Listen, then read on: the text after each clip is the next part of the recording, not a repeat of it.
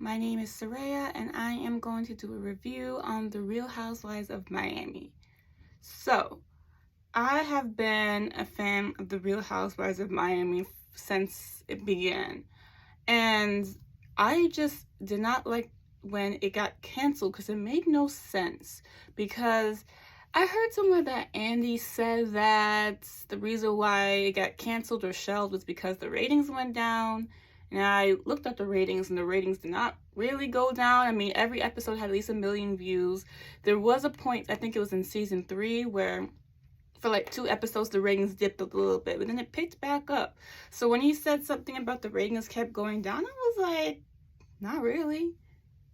I don't know why it was ever shelved or whatever he said, or canceled. It made absolutely no sense, because you're saying the ratings went down, but the ratings for Real Housewives of Atlanta has been going down for years, and he hasn't even canceled that. Not that he should, but it's like, you kept Real Housewives of Dallas for how long?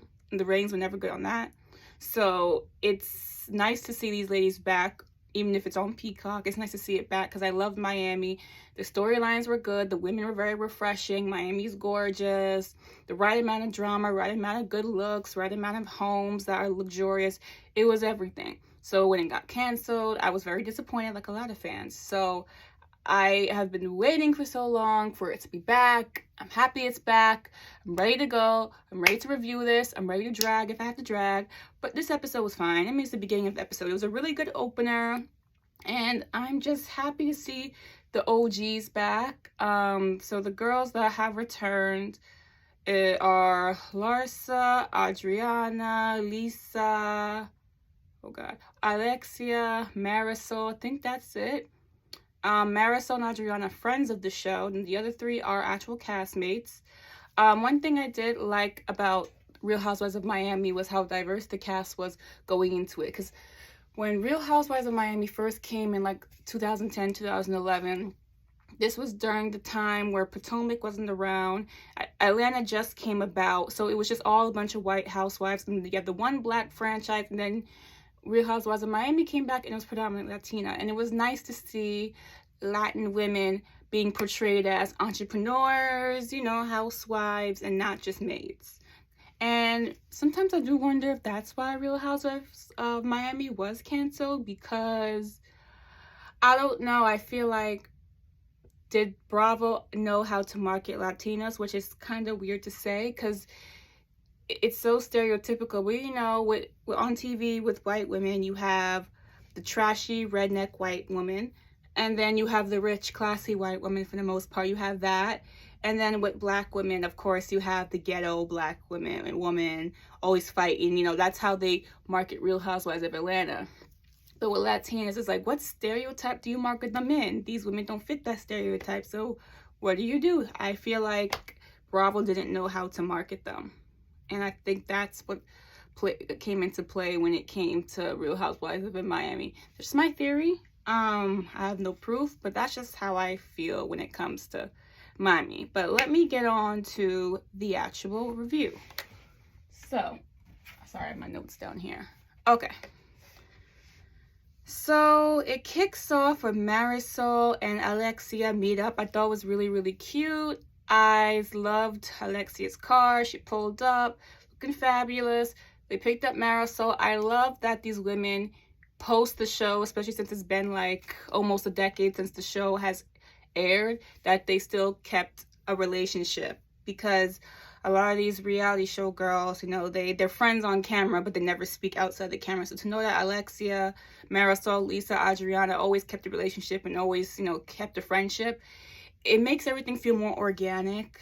So I really enjoy that. So Alexia and Marisol meet up. They're at a restaurant. Lisa joins. Lisa looks great. Face is a little bit more frozen than it was last time, but I always liked Lisa, and she's Jamaican. So I was happy to see her. And then Adriana joins. I always liked Adriana. She always knows when to kick it off. I like her. And it was nice to see these women sit together, and you can tell that they really do know each other. So it was nice to see what looked like an organic scene of just girls hanging out. Then, to my surprise, Larsa came in the mix. Now, I did not know if the girls were close with Larsa, but she was in the first season, so it didn't make sense for her to join in. Larsa comes in. She does look a lot different from what I remember her to be. I wasn't really into Larsa the first season because she came off very snotty, but it's been like over 10 years, so it's fine. Larsa comes in. She does look good. Body, lips. I honestly feel like she was prettier before, but it's fine, right?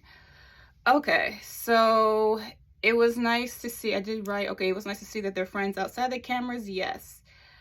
And so Larsa comes in and Adriana kicks it off by saying, I see that I heard a lot of things about you in the news. We all have, you know, she had this weird falling out with the Kardashians, and she was dating some ball player that's the same age of her son or something. And she's just been kind of all over the place, but she's living her life. And well, I'll get to that in a minute. And then the scene changes and Marisol talks about Mama Elsa. R.I.P. to Mama Elsa. She was a fun mom. She wasn't old and decrepit and annoying like Mama Joyce from Real Housewives of Atlanta. I liked Mama Elsa. She was over dramatic. She loved the accents. You know, she was fun. So rest in peace to her. She will be missed. But it's nice to see Marisol in a different headspace. She's married now. She seems to be happy.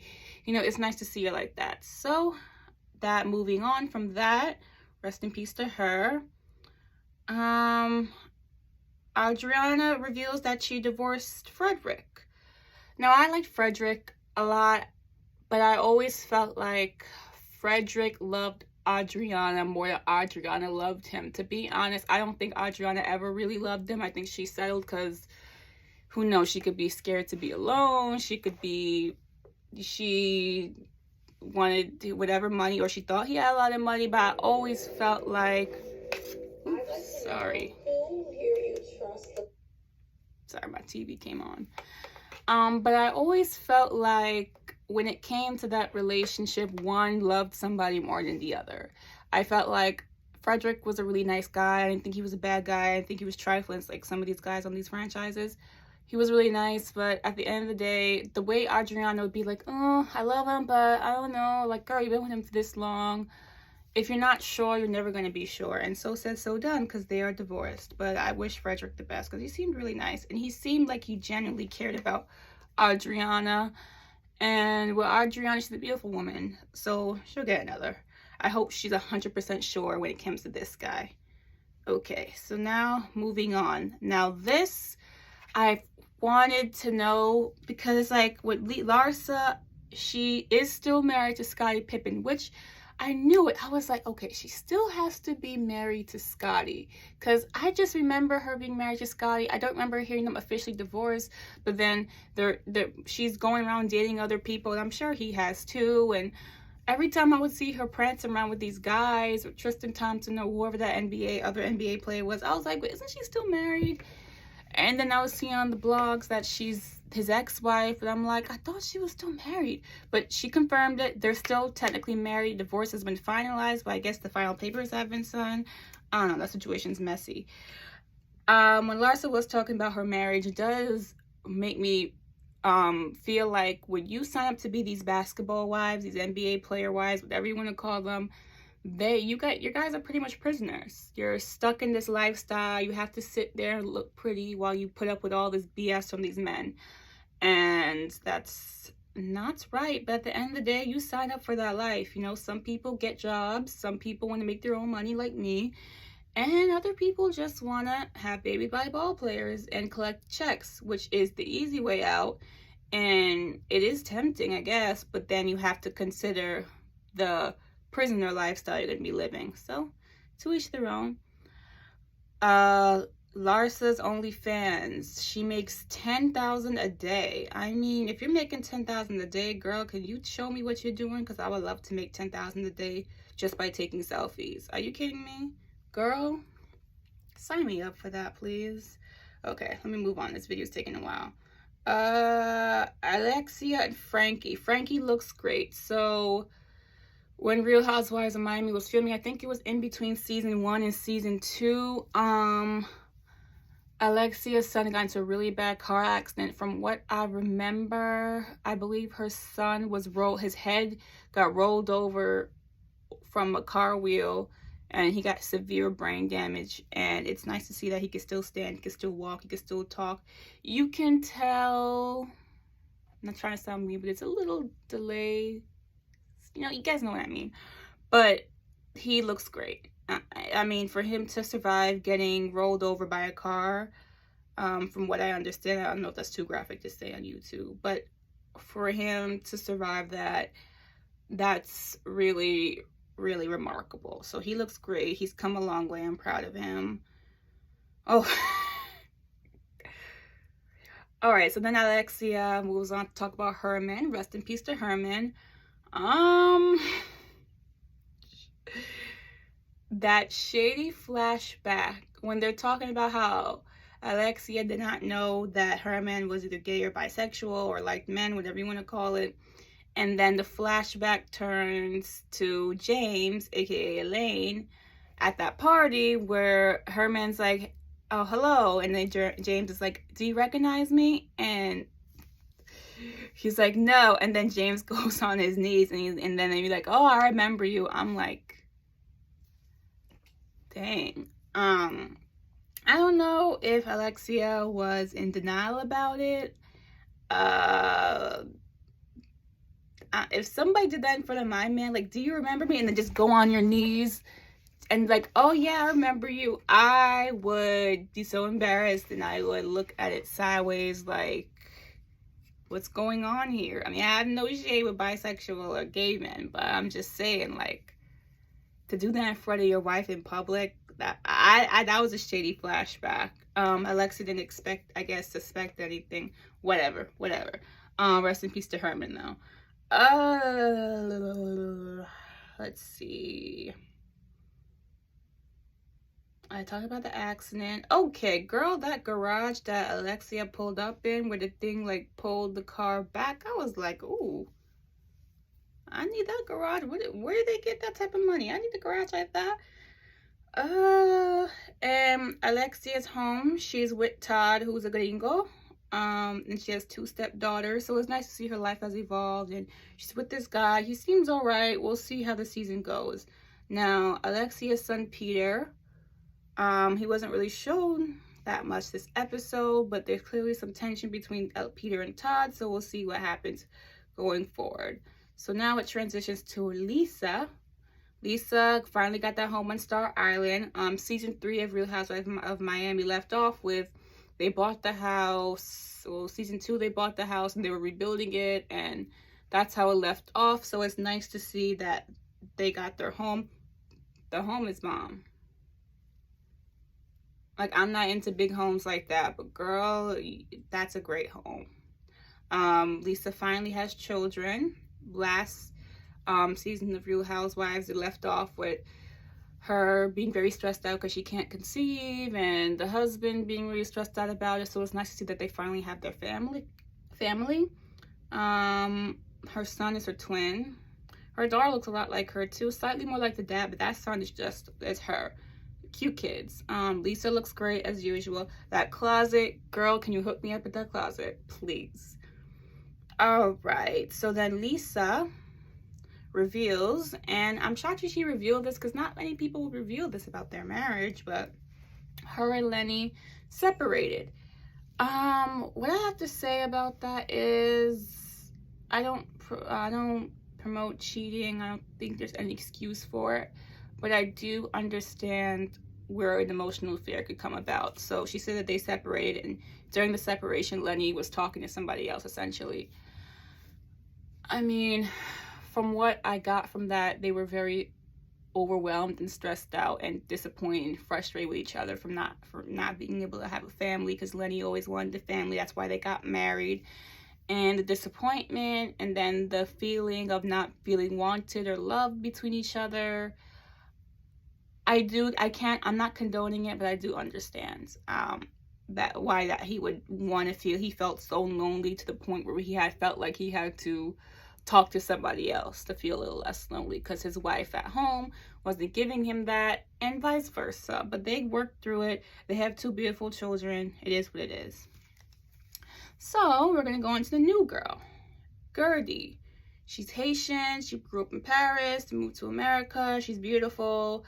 One thing I love about Real Housewives of Miami is that these women, most of them are entrepreneurs, which I love. They have their own money. It's not the typical, oh, I married a rich man, I have a bunch of kids. These women have their own. And that's what I loved about this show from the beginning. So Gertie's a party planner. Her parties look great. I saw her Instagram. Her parties look great. I love the fact that she's married to just an average man. Her man is a firefighter, and it's great just to see that, you know. She obviously is the breadwinner. She's married to an average man. I like that. I like that. I feel like there's a stigma with that, and I like that she married her high school sweetheart. He's a firefighter. You know, he collects his pension, he gets his paycheck, he has his nice job, he comes home. There's nothing wrong with that, and I love that. Gertie, overall, she seems cool, pretty. I like her. Moving on to Nicole. This was a very long episode. This episode's 54 minutes long, and this video is 16 minutes as I'm talking. This video is really long, but this episode was really long. It was the intro, and, you know, getting back to almost a decade of not seeing the girl. So this episode is so damn long. I'm trying to get through everything. I couldn't even write everything out because this episode was really, really long. Okay, so Nicole, Dr. Nicole Martin, again, another self-made woman. She went to school, she's a doctor. It's like season 2 when they had Karen, who was a dentist. She wasn't my favorite person on that show. But Karen, I respect women that go to school, get their degrees, become something, work, and not have to rely on these men. She is with, I forgot her man's name. He's not legally her husband. She calls her husband. I have a similar stance on her when it comes to marriage. I mean, everybody's relationship is different. I don't think you need to be married and have some guy's last name. I don't think that's needed. In fact, if I get married, I'm not taking the guy's last name. Like, why do I need to take your last name? People are gonna call me Mrs. So-and-so regardless. I mean, I don't think it's a necessary thing at all. So Nicole, they were both married before. It didn't work out, and she has a son with him. He's cute, he's young, and he's an attorney, I believe. First impressions, Nicole is okay. She seems fine. The husband, I'm like, okay, he's learning how to fly planes. He has a bunch of cars, which is cool. And then you guys have to move every year. It's like he wakes up and has an idea and he just runs with it. He seems a little weird. Because, like, if I was with somebody and he was putting on my house for sale every single year, oh, that wouldn't fly with me. I don't know. I couldn't be with somebody that I had to move every single year. And now you want to sell the house for what? Anyway. Okay, so everybody pulls up to Larsa's pool party. Larsa, oh, I skipped that, didn't I? Larsa looks good. She has a bikini with a thong. I mean, it's Miami. Not surprised. If this was another franchise, it'd probably be more salacious. But it's Miami. What do you expect? Larsa looks good. Why is Adriana throwing so much digs at Larsa? I'm so curious what is going on with that situation. There's a lot of digs being thrown. So we'll see. Moving on. It's kind of weird because, like, she's like, oh, Larsa, you need to teach me what you're doing on OnlyFans. And then in the confessional, she's throwing shade at her. I don't know. It was kind of funny when Marisol said that no one goes to the pool at a pool party. I always noticed that. Like, who goes? A pool party is for stunting, wearing your hair and wearing a cop bikini. You know, who has time to get wet? Like, nah, it's overrated. OnlyFans. Everybody's talking about Larsa's OnlyFans. I mean, at the end of the day, it's typical to have OnlyFans. I mean, I don't, but if Larsa could show me how to make 10K a day, I'll do it, please. everybody's talking about OnlyFans, and then Nicole kind of freaks out saying that, oh, you know, OnlyFans is a spectrum. Some people do workout videos on it. Some people do this. Some people do that. It's not just sexual.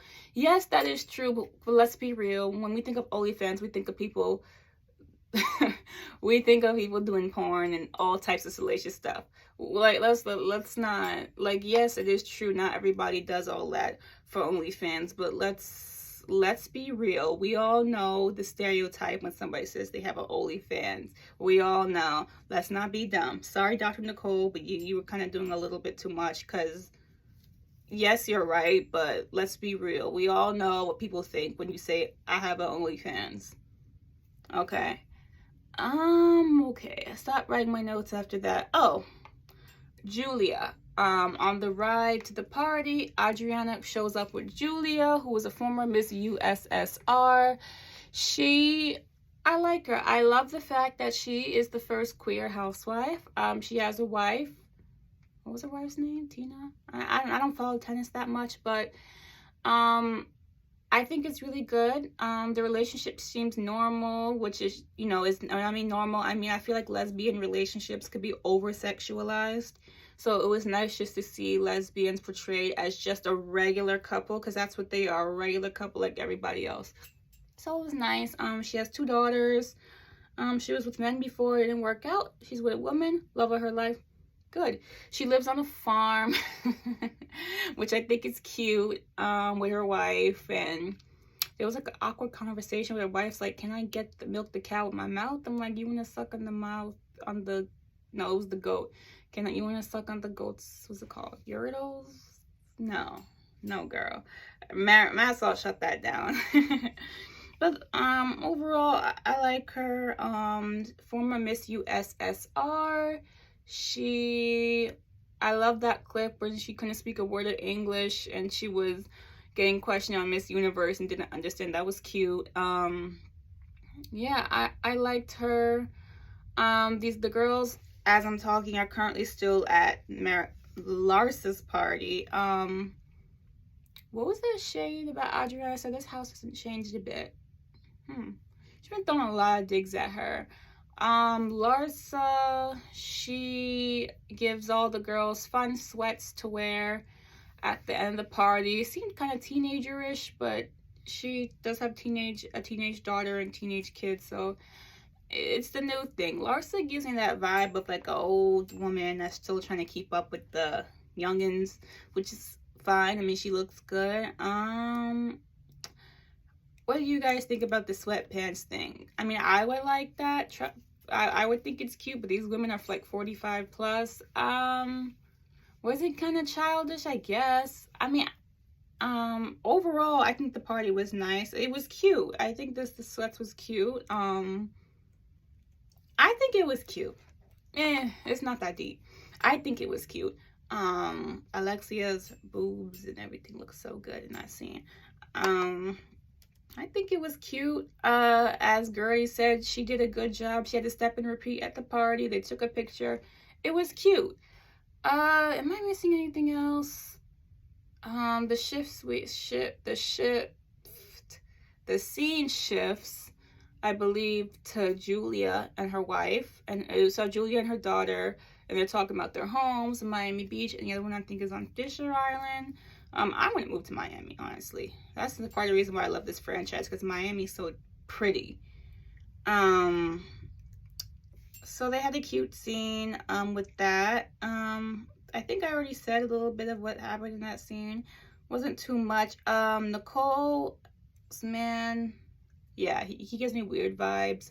I'm very interested in looking into that. And that's pretty much it. It was a few things after that, but overall, the episode was a really good opener. Even though it was really long, it was a good opener. I probably missed a few things. I'll do better the next episode. Overall, I give this episode 2 thumbs up because the visuals are great. It almost gave me Real Housewives of Beverly Hills vibes, where the homes are just abnormally gorgeous. Like, you know, in Atlanta the homes are nice, but it's Atlanta, you know, it's easier to live in Atlanta rather than New York or Beverly Hills. And the Miami homes were up there in Beverly Hills when it came to decor. Lisa's home is wow. Alexia's, these girls know how to live. So visuals are great. The women look great. I love the diversity in the cast. Even, excuse me, the white women. I mean, you had Julia, who, yeah, she's a white woman, but she's from another country. I love that. I love how these women are either first generation American or from another country. It gives a different perspective and a different energy than the all American white women that we see on the other franchises.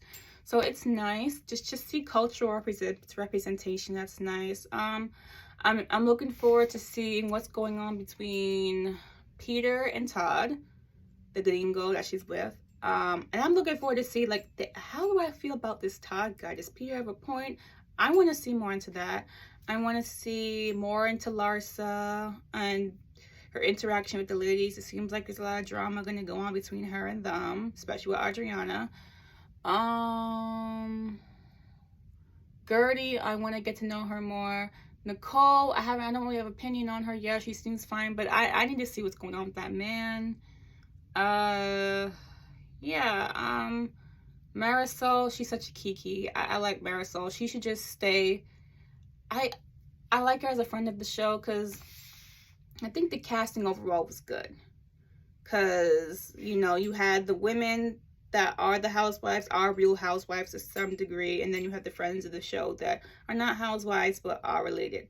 So overall, because I'm not going to continue more, this video is taking too long, this was really good. It had the right amount of visuals, right amount of cast, right amount of men / husbands, right amount of starter to the drama.